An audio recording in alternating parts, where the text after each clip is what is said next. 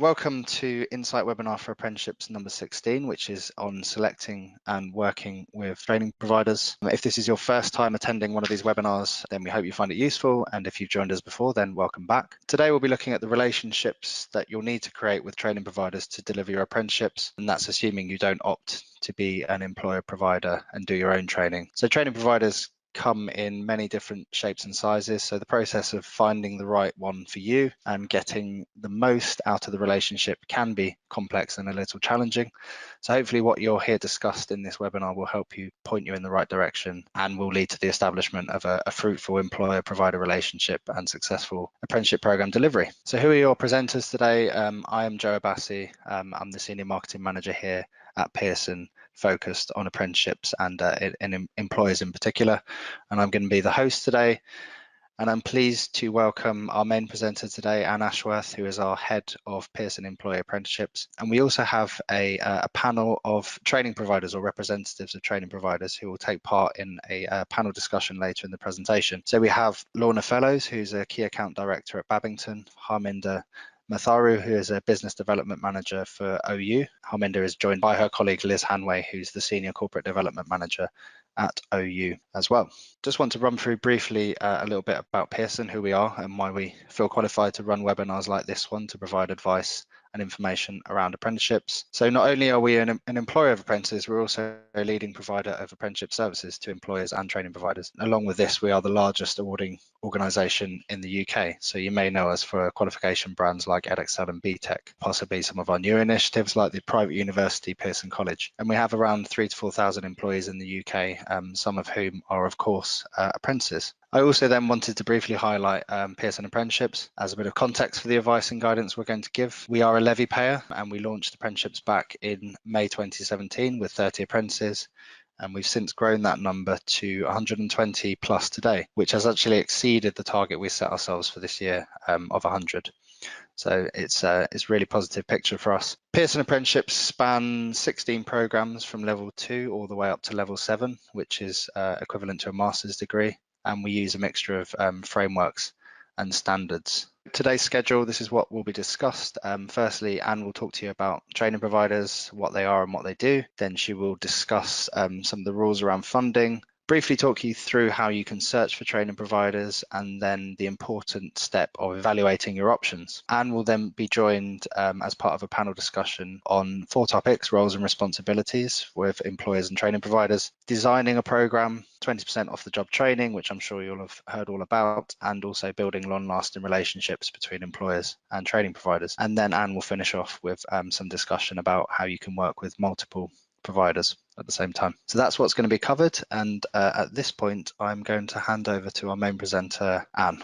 What I thought I'd do is run through really what we have done in Pearson with our apprenticeship programme and some of the key learning points that we have gained from what we've done, but also what we've seen that we planned for that's actually worked quite successfully. So in terms of out and about, as you can see here, you've got a variety of different types of providers. I would say in the main, it's private training providers and general further education colleges that are the main ones, principally because they can offer you a national coverage and also because they specialise in particular things, or they can become quite generalist as well. So it gives you a few options there. Universities are definitely the areas to go if you're looking for degree and master degree apprenticeships.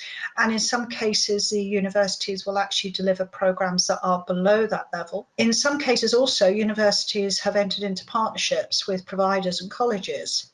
So for example, you might have a college that will deliver up to level 5, and then universities take over and deliver the higher levels, level 6 and upwards. But there's also some other organisations that you don't perhaps necessarily go to as a first thought for a training provider. Places like local authorities. Most local authorities have the ability to deliver apprenticeships to external organisations, and they have a remit to support local, particularly small businesses, for example, and those that are within their locality. So you get quite a regional specific offer from that particular type of organisation. Don't forget charities and third sector organisations as well. They offer quite a bespoke possibility they also tend to work very closely with particular sectors, particular groups of candidates who you could be interested in. So, for example, some charities will work with disadvantaged people, some might work with care leavers. So in that instance, that really is an assistance to you to broaden out your recruitment. And then you have the apprenticeship training agencies that have fairly recently come into the picture, but they're there very much to support organisations where potentially you might not have the headcount to bring an apprentice in to employ them straight away, but the agency can work out a package with you. So that's very much helping you with recruitment and assistance, particularly useful for some sectors like construction and hospitality, for example. All of them must be on the register for approved training providers, of course. But I think the key is to shop around, and whichever type of provider you choose, they need to fit with the way that you want to work. Moving on to what do training providers do? To be honest, it depends on what type of relationship you want with your providers and whether you have the expertise internally to some extent. Because providers have got broad expertise and experience in so many aspects of apprenticeships, from attraction all the way through to operational delivery, plus the fact they've got fantastic experience in helping employers dovetail their learning and development strategy to apprenticeships, and also workforce development strategy as well. So it's really important that you have an understanding of what it is you want from your providers. And when you know that, that can help you then in determining just how involved you want them in the design of your apprenticeship programme and the way that it fits within your business. They're really happy to help employers across many different elements of a programme, and it's just a case of working out how you want to run your programme and where the providers can add value. And to be honest, when you start working with providers, you might have in your head that there's only certain elements you want their involvement in, but as you develop that relationship, you find that there are other aspects that they can really add that value for you. Moving on to the next slide then, which is funding. In essence, every provider that you work with must have a contract with the Education Skills Funding Agency. If you're a levy-paying employer, then of course the funding for your provider comes out of your levy funds and is managed through the apprenticeship system. Hence, everything is pretty much automated. Once you've set up the agreements within the apprenticeship system, then it really is all down to when you put your apprentices formally on system, and that generates the financial relationships. Functional skills, though, are different. That amount of money is paid directly to your provider by the Education Skills Funding Agency and not via the apprenticeship system. So really, you just need to make sure that you have arrangements in place to monitor functional skills achievement and progress before they get to external assessments, because that won't be captured through the apprenticeship system, as is everything else. Most important thing, though, is you must make sure that you're working with a provider who is on the register of training providers, and they have actually said they want to work with levy-paying employers as well. So moving on to ESFA funding rules, Education Skills Funding Agency funding rules. Key thing here, there is an awful lot of them. I wouldn't say you absolutely have to be an expert, because that's what your providers are, but you do need to know what they are about. You do need to read them. And there is a set of rules for employers, there's a set of rules for providers, there's a set of rules around apprenticeships generally. And you really do need to understand some of the key elements that are important when setting out an apprenticeship programme, because the funding rules determine what must be in a programme, what is acceptable to the ESFA and what is not. And so you really do need to have a good understanding of that to ensure that you don't breach those funding rules and hence get sanctions, but also that you're setting up arrangements that fit both your business and fit the funding rules as well. So you've really got to have a good understanding of that. As I said, you enter into an agreement with the ESFA right at the very beginning, and that is in the apprenticeship system. Within there, it says that you will abide by the funding rules, and if you are found to be in breach of them, then sanctions will be applied to you as the employer and also to the provider as well. And that could mean that the levy funding is stopped. It could mean that there are actually perhaps starts are stopped until such time as you've sorted out what the issues are. But it's really important that you understand those funding rules. It is not enough that your providers understand them. You as the employer are responsible for your apprenticeship programme, hence you are held to account by the ESFA to understand and meet those funding rules. Pretty self-explanatory, I have to say. The system is not too difficult to follow once you've got it set up properly, and that's why you need a finance expert at the beginning to help you with all of the HMRC requirements of the system. But really from then on, the system is your relationship refunding between you and the provider. Between the two of you, you decide who's going to upload apprentices to the system. Between the two of you, you decide on the start date and the end date of each apprentice and hence programme length, how much you're paying for each of your apprentices. All of that will go into the system and should be a duplication of the individual learner record that the provider has to complete and uploads to the Education Skills Funding Agency every month. And the thing is that at the moment, they're not linked.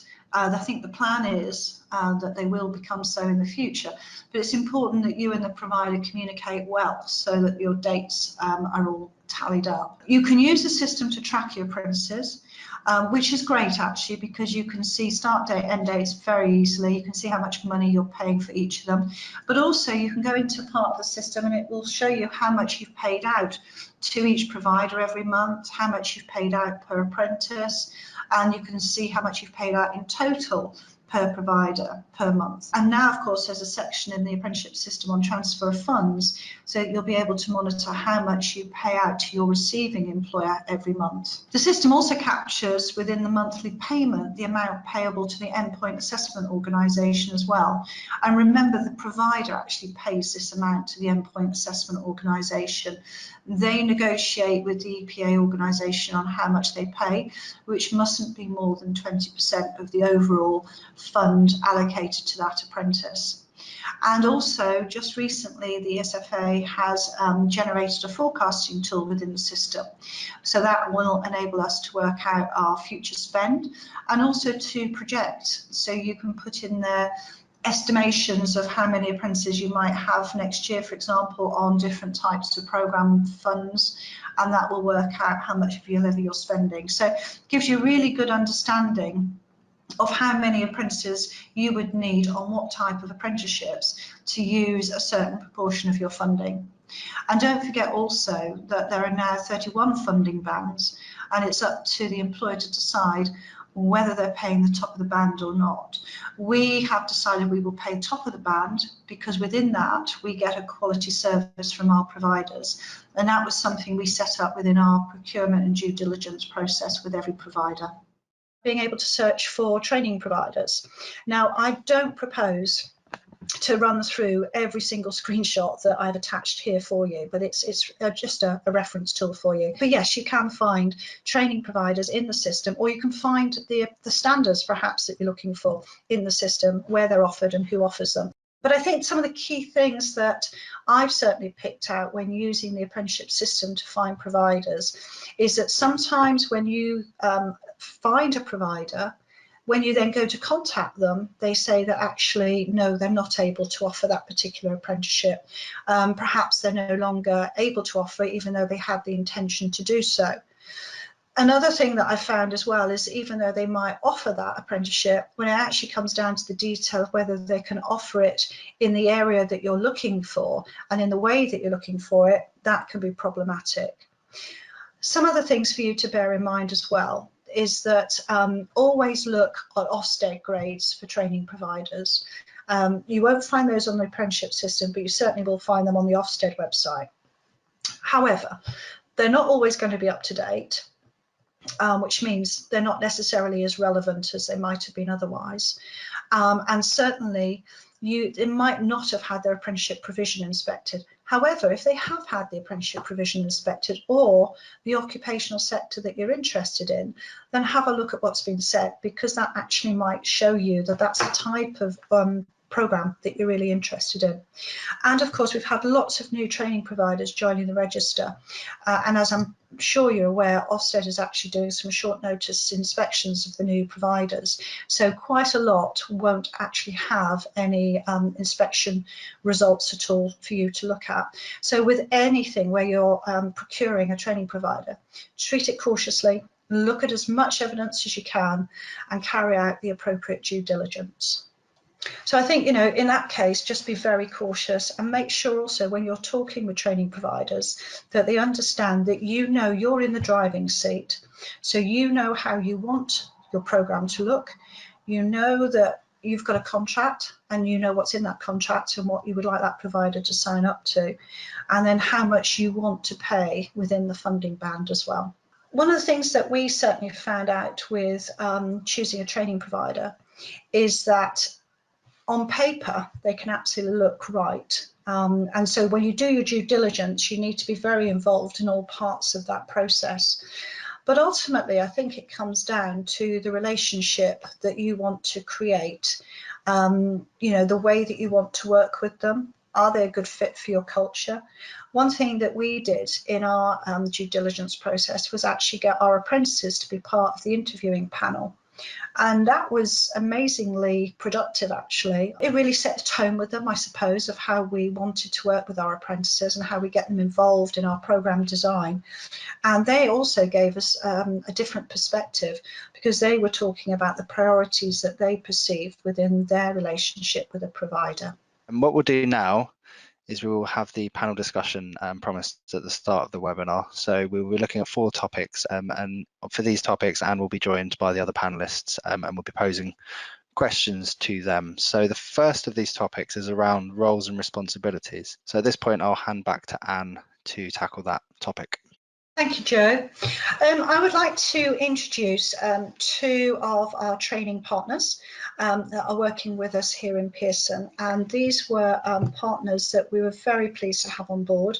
They went through everything that I've explained previously, so we put them through quite an onerous procurement process, which I'm sure they would recognise. But I think this also says something about the relationship that we've established. So we have a number of topics that we wanted to run through. And I'm just going to pose some questions around the breakdown of the topics to our individual providers. So the first one around roles and responsibilities is that, can I ask you both what you think are the primary responsibilities of your role to an employer of an apprenticeship, bearing in mind the breadth of topics that are on the slide? And if I could pose that perhaps to the Open University first. Hello, good afternoon. It's Harminder here from the Open University. I think what's really critical here is building the relationship and really understanding where any employer is looking to take their apprenticeship strategy. We provide a dedicated account manager to advise and discuss strategic and operational needs. And as well as that, we can provide advice around our programmes and funding, how the levy works, etc. So I think it's really important to get a really robust infrastructure in place, and our role is to support employers and guide them into making sure that they are building that infrastructure. Thank you very much, that's lovely. Lorna, what about yourself? Hi, good afternoon, everybody. In addition to that, I would probably say that through that relationship that Harminder described and the understanding of the business and the key drivers, it's ensuring service is the right fit. So every organisation is different, and ultimately we want to become an extension of that organisation. So it's ensuring that the personnel that we have delivering the programmes themselves, even down to the key point of contact and the key account manager, that there is a good fit there in terms of values, in terms of culture and behaviours, so that there is that very clear alignment between the 2 organisations. I'd also say to ensure and measure the return on the investment. Now that organisations are paying for the levy, they do want to get something back from it, and we can support with providing that measure. And finally, it's probably to keep everybody safe. So as the experts in ESFA funding rules and all the guidelines from Ofsted and audit, etc., it's our role to make sure that we're all kept safe and that we are thoroughly compliant in the delivery of the apprenticeship programmes. Thank you very much, both of you. Can I just say from an employer's perspective that I feel very safe, but also I totally agree with what you're saying. I think the relationship piece has been absolutely critical, and we knew it would be when we were looking at our partners to work with us. But one of the things that I found particularly beneficial is getting both of yours involvement in the internal promotion and sharing of information about apprenticeships, particularly when there are new apprenticeships coming out, new standards, helping our managers, our HR business partners to understand what these standards can bring to the business, helping our talent acquisition team, for example. I mean, both of you have been very involved in our recruitment process for our various apprenticeships in the business, and we wouldn't have been able to do it as well without your involvement. So that whole relationship, absolutely critical. Yeah, long may it continue. Our next topic then is about designing the apprenticeship programme. And I thought I'd start with a question about, from your perspective as providers, have you had to go about designing your apprenticeship programme differently because of the new standards and because in some cases there isn't actually a qualification in place? So Lorna, if I could ask you that one perhaps. The apprenticeship standards themselves were designed by employers. So the development of the knowledge, the skills and behaviour, there should be a really good, solid, strong starting point there in terms of what employers are looking for in terms of the development of their people. It's then our job to make sure, you're coming back to that return on investment point, that whilst we are delivering the elements of the standards that are required, that the skills and the behaviours are relevant to that organisation. So that doesn't mean that we will sit down with every organisation and deliver a purely bespoke programme. It's about ensuring that our trainers have a really strong relationship with the line managers, that there is feedback, continuous discussion between the line managers and the trainers to make sure that what the apprentices are learning and developing is relevant and is having an impact on the business, and that we're constantly measuring that. So I think that's where the real added value comes in, and where we can ensure that the standards actually do make a difference to the organisation. Thank you. If I could open it up to the Open University, because from your perspective, you're working with degree content to start with. So has that made you think differently now that you're working with apprenticeship standards? Definitely. I mean, our first experience of apprenticeships has been in the degree space. We're very kind of rich in curriculum, as you would expect. So we've revisited and re-looked at everything that we have in terms of the different product offerings, and designed apprenticeship programs that really are fit for business and meet the needs of businesses. And that includes kind of, the way we deliver and the flexibility around our delivery model. For the Open University, technology has been something very, very critical to your programme design anyway, but has that meant you've had to focus on that even more so with the new standards? It's probably the opposite, actually. So all our online resources are pretty enriched anyway. Actually, what the Apprenticeship Challenge has offered is we do have to have that face-to-face element because it's an apprenticeship. So actually it's been the investment in people resources for practice tutors as well as academic tutors. So they're a new role within the university to support the delivery of our programmes. And has that been a fairly straightforward transition for you to move into that more work-related element of a learning programme? Oh, and you should know everything in this world is challenging. So, so what we have had to find in this new world is people who are academics who understand the curriculum and the programme, but at the same time are also practitioners, so understand very much and up to speed in the workplace. So most of our practice tutors are new to the Open University, and we've sourced out people who have got an academic background, but also, most importantly, a work professional background as well. It's interesting because both of you said about that professional element in your customer facing piece, and I totally agree with that. That's one thing that we've found, is that there have been some situations where people haven't been as professional, as commercially orientated, but for both of you that's been a big part of the service that you've offered. Lorna, can I ask you about technology and learning? Has that become more important or changed slightly in the way that you offer the new standards? Yeah, absolutely. Along with the introduction of the standards, I think the type of apprentice that we now have, because there's so many different apprentices available now, right through to, you know, degree apprenticeship, master's apprenticeship. So the level of learner is completely different. So are the job roles that they do, with which comes lots of pressures, lots of day-to-day responsibilities. And it's not practical for all apprentices to, you know, take a day out and go and sit in a classroom to do some learning. And not everybody wants to learn in that way. So technology plays a really critical role in enabling flexibility in how people learn, how people access contact. And obviously the Open University have been doing this for years, but traditional apprenticeship providers haven't. You know, we're used to seeing people on a face-to-face basis. So with the introduction of standards, we have developed a virtual learning environment which allows our learners to develop in bite-sized chunks. It's any time, any place, anywhere. And it really enables people to take control of their own apprenticeship journey, to learn at a pace that is relevant to them and at a time that is relevant to them. So technology has allowed us to open it up to a much broader range of employee, really, and job role. And can I just say, from an employer perspective, I think that flexibility is really key, because you understand some of the business constraints that our apprentices and their line managers are under.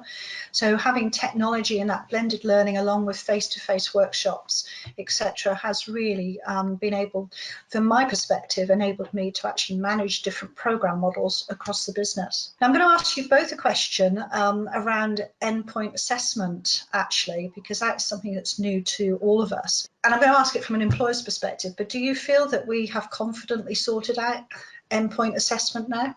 It's definitely we're still learning, and I think that goes for the actual endpoint assessment organisations themselves as well. As we go through those first endpoint assessments with learners that started on programme sort of 12 to 18 months ago, we're learning more and more every day, and it's something that will need to evolve in time. But I think there's lots of learnings to take from it, isn't there? And I think we're getting there. Yeah, I would just say that one of the things that I think we've done really well is actually look at endpoint assessment, make some changes and tweaks to programs when we knew enough to do that, and are constantly going back and thinking and adding things in and trying to be as proactive as possible. But it is really difficult when there is so little known about the endpoint assessment in some sectors. And we have our first apprentices going through endpoint assessment now, actually, and there are things that we're adding into future programs that we've learned on the back of what we've done with them. So yeah, still challenges then, I think, fair to say then. Our next slide focuses on 20% off the job training, and both organisations are pretty good, I have to say, at helping us to sort this out. But my question for you both is, what piece of advice would you give to an employer to help them prepare themselves and their managers and staff for the 20% commitment? So if I could perhaps start with the Open University on that question. Yeah, no problem. It's Liz here. So firstly, it really is understanding what exactly that means and why it's in place. So we would explain with employers, normally people like yourself and in the apprenticeship or HR area, who probably pretty clued up themselves on understanding what this 20% means, but it's important to get that education within the business. So although the provider understands the 20%, the apprenticeship leader, the business may, the apprentice, the unit head and their line manager need to understand what it is and why it's there. So we provide a consultation where we're happy to speak with both apprentice and line manager about this. We also offer compulsory line manager training, which is about an hour and a half webinar, which they have to join before their apprentice can join programme with us. And that's so that they can really understand the importance of the 20% and how it works in practice. I can't emphasise enough how this really, not just with the 20%, but the whole delivery of apprenticeships needs to be managed with stakeholders. So you think that your stakeholders are your apprenticeship lead, which could be within HR, your unit manager, the line manager responsible for the apprentice. You may have a mentor as well, and you have the apprentice themselves. That's just on the employer side.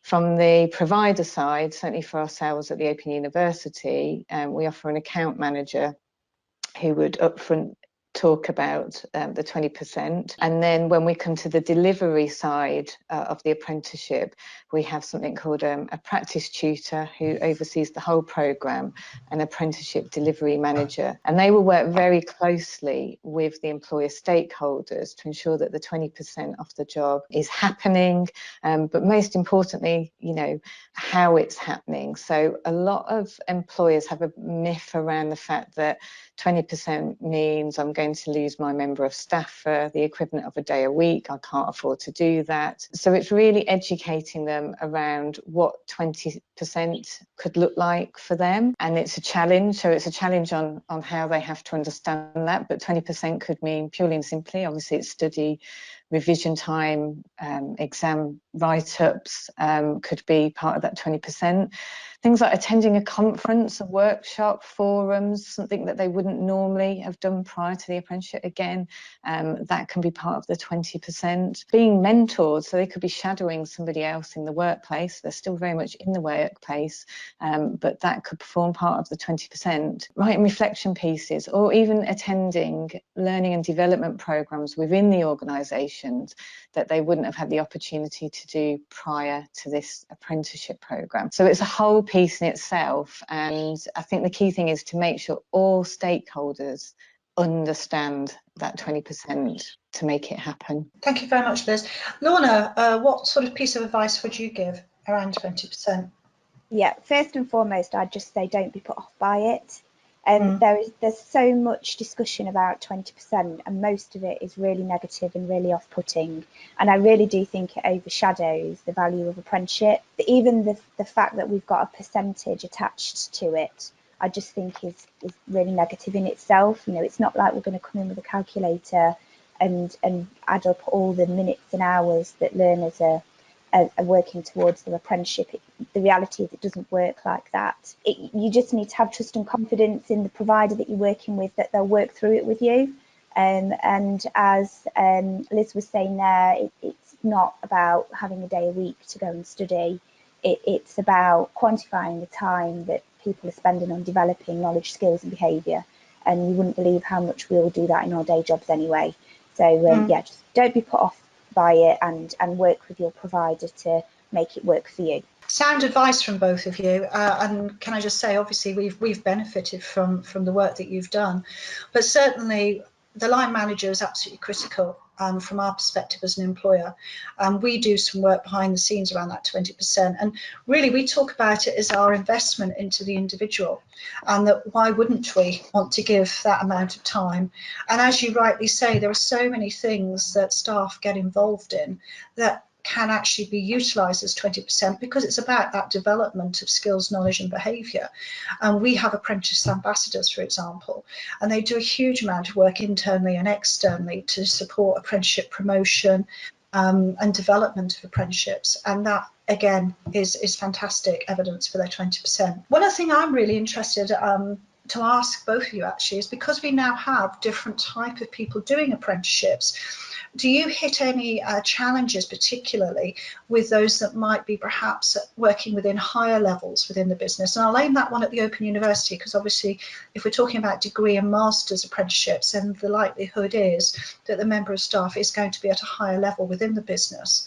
And 20% perhaps is more difficult to quantify within a contracted week of hours. Hi, it's Harminder. Yes, that's a very true reflection, Anne. But what we tend to find is, when we engage with businesses and those that are looking at doing masters and the degree levels, we really work with the business to understand what the role is and how elements to meet the 20% off the job can be identified that may be part of naturally occurring in that individual's role. Whilst it sounds like it's got to be something additional and they've got to find the areas that meet that 20%, the elements that meet the 20% somewhere else, it's actually really looking at their role and where things can be identified. But also, touched on technology earlier, we try and embed the use of technology, so when people are in work time, travelling and on the go, our tools make it possible for individuals to access their modules and material, so that in effect what may be counted as downtime isn't downtime, and it can be used effectively. Thank you for that. And I would just like to reiterate that we've actually got some of our apprentices that are on the Chartered Management and also going on to the Master's degree apprenticeship with yourself. And they work abroad a little while during the year. And again, working with you, we've managed to plan out how that apprentice is going to meet the requirements of 20%, but also utilising that time when they're away, so as they're not missing out. They can actually use it because the evidence that they're working on perhaps is a project that can be incorporated into their apprenticeship as well. So yeah, so I think the message is that 20% perhaps is not the perceived barrier that a lot of people think it can be. In actual fact, all three of us have worked around it very well, and in some cases we found our apprentices are doing more than 20%, which is interesting. Our next slide then is about how to develop and maintain long-standing relationships. So our relationships have been going about a year or so perhaps not long-lasting in that respect, but the aim is for them to be so. So in terms of this particular slide, is there any one thing that you would pull out that you think is absolutely critical to a long-standing relationship? If I could aim that question to Lorna, please. They're all really, really important points, and you know, they're all points that are required for the success of any successful relationship. But what I would probably say is the last one, respect, honesty and integrity. You've really got to have a strong relationship between the provider and the employer if the apprenticeship programme is going to be a success. And you can only achieve that through having those three things. You've got to be able to have open and honest conversations. You've got to respect each other enough to know that when things go wrong, that we'll put them right together. For me, it's definitely that last point, and I think we have that in bounds between the two organisations. I'm really proud of the relationship that Babington has with Pearson. Thank you. I totally agree. Liz or Haminda? I was going to say exactly the same, the last part, because the thing is to explain on the apprenticeship, as we talked about, the new world, both provider and supplier and employer are on a learning journey, and on that learning journey both sides are going to learn things. Some things will go really well, some things might actually need to be revisited. And if both parties don't feel that they've got a provider, or likewise we're working with an employer we can't approach, without the respect, honesty, you cannot have the communication and the working together. It all comes hand in hand. So I feel I've got a good relationship with Anne, that if something's not working, I can contact, and likewise I can see that she would contact us if something needs to be re-looked at as well. So there's an element of trust as well. I would also add into that you've got confidence in both sides pulling their part. Anne could hold and give us a list of names of people which going to go on her apprenticeship, but if she's not part of it, it's not going to work, and likewise. So yeah, definitely the last slide. I would totally agree with both of you. And I think also, you know, when we say we're going to do something, we take responsibility. You know that that's what we're going to do. And likewise, when you've taken responsibility for something, I know I can trust that you will take that responsibility and you'll act upon it. And as Lorna has said, particularly, if any issues arise, then we work on it together and we deal with things. So I very much communicate out to the business and give you time and support to enable you to put solutions into place, so that we come across as a very professional relationship, that, you know, where the provider finishes, the employer starts, and vice versa. And, you know, the feedback we get from apprentices is very much evidencing that, actually, that we do have that very professional relationship, and that they know that solutions are available and promptly things are dealt with. I was going to ask you also, what do you think is the most difficult element to get right? Do you think there's one particular one, either on our side or yours? I think it's Haminda here. I think when an organisation is very new to it, I think a lot of upfront work needs to go into the wider business engagement, and getting that buy-in from the top is really critical. So whilst, you know, teams on the ground can be promoting apprenticeships, it's really making sure that apprenticeships run through every thread of the organisation. Organisations have a large levy most have a large levy pot. You know, yes, they want to spend it, but it's about doing it strategically for the benefit of the business and the individuals. So it's just making sure that the kind of objectives are met around what that business is seeking to achieve, but also that ongoing, and it touches on the respect, honesty and integrity, that ongoing communication is happening. Agree with that. Lorna, anything else you would like to add to that in terms of what might be the most difficult element to get right? Probably when you start working with an employer, you obviously want to get things right first time. And as I was saying earlier, a lot of that comes down to the fit, because Anne and I can have the best relationship in the world, but neither of us are actually delivering the programme to the apprentices. The trainer is such a critical individual in the whole thing. Making sure you get the trainer right and really being able to gain a good understanding of that organisation very quickly to ensure that you're putting the right resource in, that's always a bit of a challenge. I mean, we've got it right most of the time, and we haven't got it right every time, but when we have, we've acted on it really quickly, because you do learn as you go along in terms of what's going to work with different managers, different teams, different parts of the business. So I would say that's quite challenging early on, but I think we've got it right now. And I would just say, I think from the employer perspective, one of the things I think is absolutely critical to support providers when they're in the business is that line manager communication, engagement with both the trainer assessor, workplace mentor, etc., but also their involvement in the programme, so that they really are supportive of the apprentice. They're clear on the performance benefits of the apprenticeship. Without that line manager really getting involved, then the trainer assessor has a very difficult role. So that's my responsibility to make sure that that happens, and we're constantly working on that to ensure that we have the best possible experience with our line managers.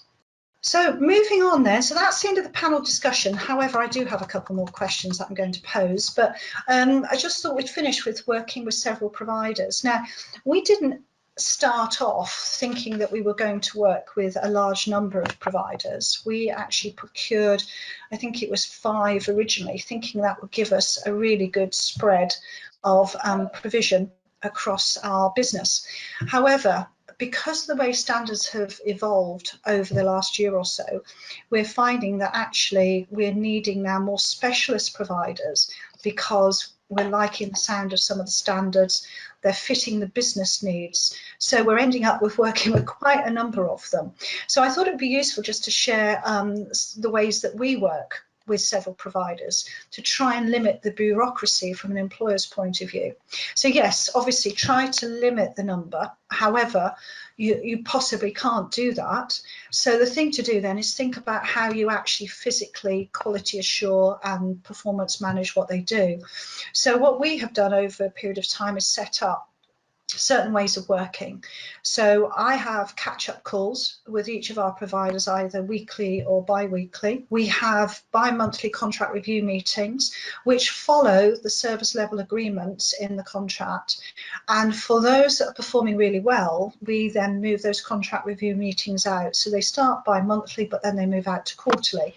So that gradually reduces my workload, because I have a confidence that they're actually doing what's required. We then have a performance reporting process, which is really where we get feedback in from our line managers, our apprentices and key stakeholders in the business. And we also do some data reporting based on the reports that our providers give us, and then additional ones that we summarise for senior management. And that again enables us to look at things across the whole of our programmes to see how we're performing. So things like retention, things like attendance at sessions, the 20%. Our line manager involvement in progress reviews is a big KPI for us, for example. We also undertake observations. So we go out to sessions, we observe progress reviews, we are part of assessment centres for recruitment, and we get feedback from apprentices and line managers during the observation process. And actually some of our apprentices actually participate in the observations as well, as part of our learner voice strategy. And I think the key thing is when you set out your procurement process is to be very clear about what performance indicators you want to use. And I think from an employer's perspective, it will differ, but mostly it comes back to the point that Lorna's made, that return on investment. You know, as an employer, why are you investing in apprenticeships? What do you perceive the benefits to be? It might mean something around social mobility. It might mean retention.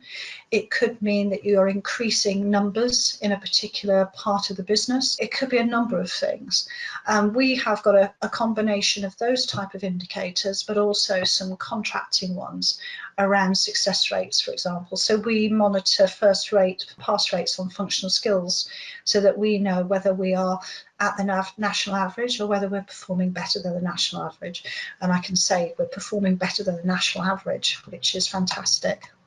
Other things that we do as well is we keep a master list of all apprenticeship information. It's more information than that's on the apprenticeship system, but it enables us to actually then use that list to monitor things in terms of forecasting for the levy funds, for example, but also it gives us information around perhaps additional learning needs and whether additional payments come into play. We standardise performance reporting across each provider, so that enables us to roll up the information into one standard report to senior management. One thing that we've certainly done with our providers is encourage them to work together, and that's fantastic because that's enabling us to improve our delivery models, and then some are actually going to start off one level with one provider and then potentially move on to a higher level with another provider. And we actually have quarterly provider events as well, which enables people to come together, share good practice. For example, we've got one coming up next month. We'll be looking at our priority areas for next year. And we also share things that we're doing in the business. So when Lorna was talking about how important it is for trainer assessors to understand the business, we think it's very much our responsibility to ensure that our providers know what we're doing. If any changes are happening that they need to be aware of, then we share that with them. And so we've given copies of training material, for example, and videos on things like our personal development plans, so that the trainer assessors know what to expect when they come into the workplace. A couple more questions just to ask our two providers here. From your perspective, what do you think is the most complex thing for a provider when you are a delivery partner or subcontractor of an employer? You might even be a lead provider, for example. You know, what takes up your time? If I could ask perhaps the Open University that in the first instance. At the moment, we haven't really overly been working as subcontractors. So we might be working like with yourself, Anne, where you with the CMDA and SLMDA programme, where you've got Pearson College, and we're also delivering to you as well. As you've seen, we've worked in partnership in promoting that. With regards to just what takes up our time anyway, so moving from the old world of us delivering degrees to the new world of apprenticeships, it really is on the reporting side. So even when we had corporates sponsoring degrees before, there wasn't such a formality around it, A, because you didn't have all the funding rules and regulations around it, and B, to be quite honest, even with corporate sponsorships, you probably got a unit buying in, but there wasn't quite so many stakeholders. So for the initial start, we are having providers that do want, regular reporting mechanisms from us, and they may have as few as 1 or 2 students or 20 or 30 on a cohort. And as I'm sure, as Anne will verify, the bigger the cohort gets, the more likely you're going to have a couple of students in there that possibly just need a bit more attention. So again, moving to the new world of apprenticeships, you find yourself problem solving on a daily basis. So you could find students, life happens in a degree, it's 3-4 years long. People get married, they have babies. Sadly, people might experience deaths or going to hospitals or pressures at work. So I think certainly for the degree side of things, because it's such a long commitment, we find ourselves, and this is why it's such an important role that to have an apprenticeship programme delivery manager, because they work very closely with the practice tutor to unpick any foreseeable issues they may have with particular students. So as Anne will know, we run like a RAG, a red, amber, green in our reporting, and we hope that we never get to red because we're working closely together at the amber side. But you see, when we were selling just degrees, we were only reporting on the academic side. Now we're doing apprenticeships and we have to have a full 360 picture of they may be performing academically, but is that a reflection in the workplace as well? So it very much is, I guess, more time consuming to do all those reports and really, really understand what's going on with that student where we wouldn't have done before, and report it back to the employer. GDPR added into the mix as well.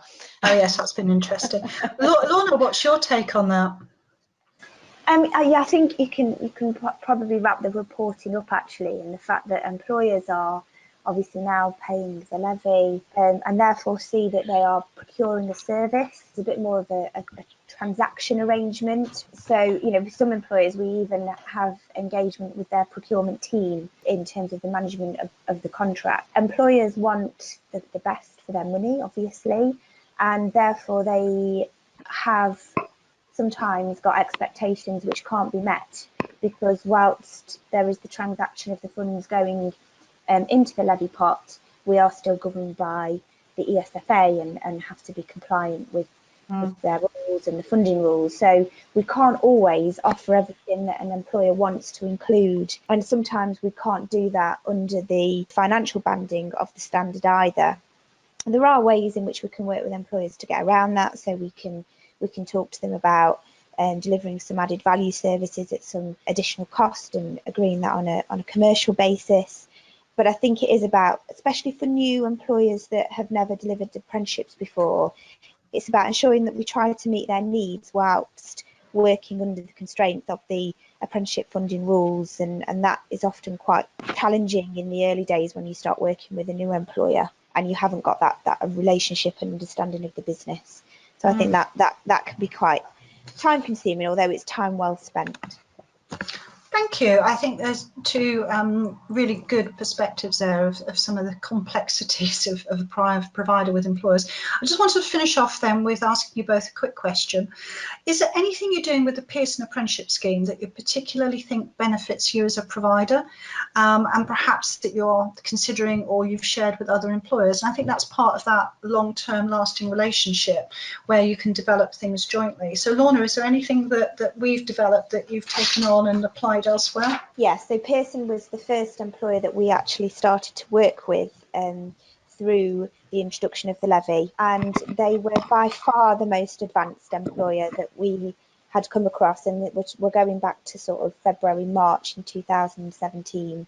So before we started working with Pearson, they'd done an awful lot of work in the background to get themselves prepared, and I would advise anybody that is looking to start this process to really engage with Anne, because she's a font of knowledge and can really help in that setting up process. But that really helped us, I have to say. So service level agreement, the KPIs, the reporting, we've used that across many of our employers, and for us, the more consistency and standardisation we can achieve, the easier it is for all of those challenges that the Open University described, particularly around reporting.